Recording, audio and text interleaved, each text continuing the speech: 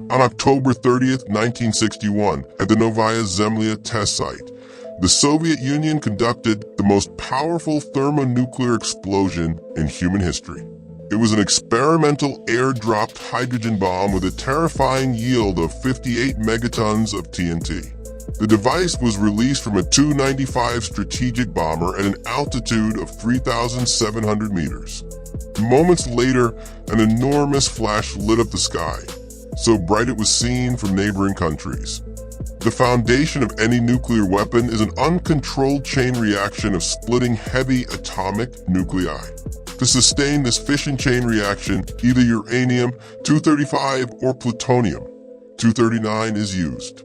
The destructive power of a thermonuclear bomb, however, comes from the energy released during nuclear fusion, when light elements merge into heavier ones, releasing immense amounts of energy. Thermonuclear weapons produce a far greater explosive yield than conventional atomic bombs. On July 10, 1961, during a secret meeting with the designers and developers of nuclear weapons, Nikita Khrushchev, first secretary of the Communist Party, announced the leadership's decision to begin developing and testing a 100 megaton hydrogen bomb.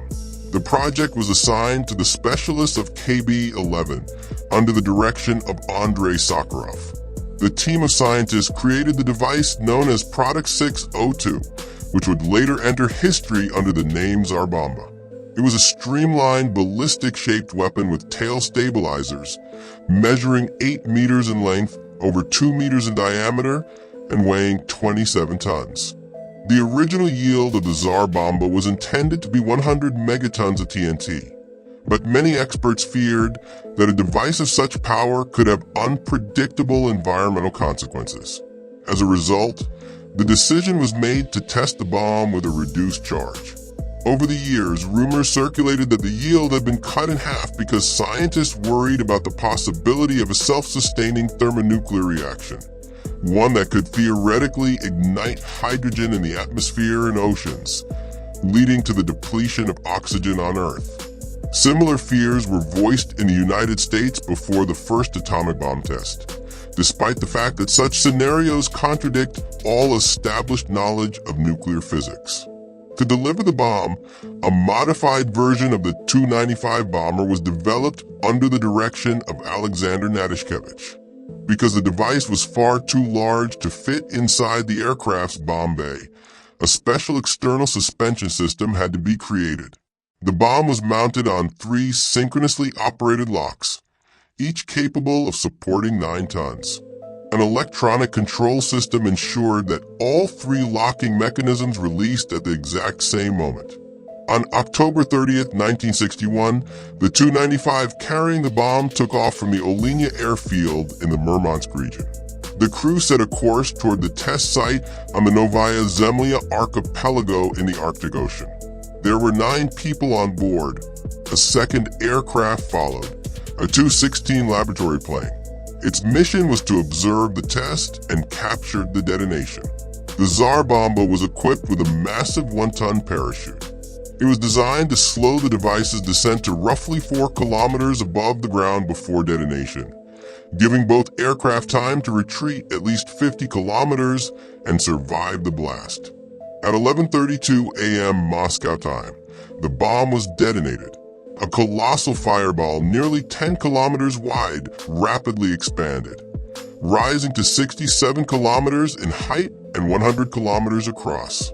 The flash could be seen from more than 1,000 kilometers away.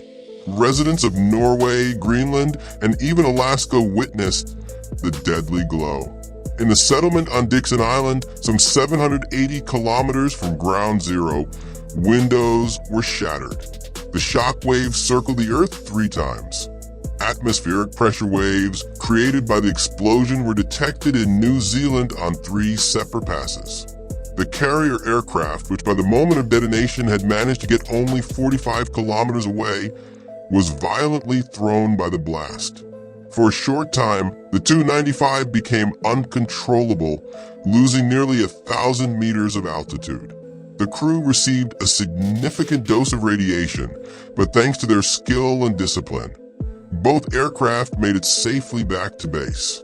One Soviet cameraman who witnessed the test later recalled, "A powerful flash lit up the clouds beneath the aircraft and far beyond. Below us, an enormous, bright orange sphere bloomed. It was massive and majestic like Jupiter. Slowly and silently, it crawled upward, punching through a thick layer of clouds. It kept growing, as if it were swallowing the entire Earth. The sight was fantastic, unreal, supernatural. The yield of the explosion was estimated at a record-breaking 57 megatons. That's 57 million tons of TNT. This is 1,500 times more powerful than the bombs dropped on Hiroshima and Nagasaki combined, and 10 times stronger than all the munitions used during World War II. Remarkably, the Tsar Bomba is considered a relatively clean nuclear explosion. Just 2 hours after the detonation, radiation levels at the point directly beneath the blast no longer posed serious danger. This was due to the bomb's design features, as well as the fact that the explosion occurred at a very high altitude, far from the ground. For comparison, within the epicenter, an area roughly the size of Paris, nothing would have remained alive. Every structure would have been reduced to dust, and even solid rock would have melted, forming surreal, glass-smooth surfaces. The test of the Tsar Bomba demonstrated the Soviet Union's ability to create extraordinarily powerful thermonuclear weapons. This event helped establish global nuclear parity and contributed to preventing the further use of atomic weapons. And yet, the Tsar Bomba may still have a hypothetical role to play for humanity. A device of such immense power could, in theory, be used to alter the trajectory of a large asteroid threatening to collide with Earth. So it's not impossible that one day, experts may once again pull the blueprints of the Tsar Bomba from the archives. Not to destroy, but to save humanity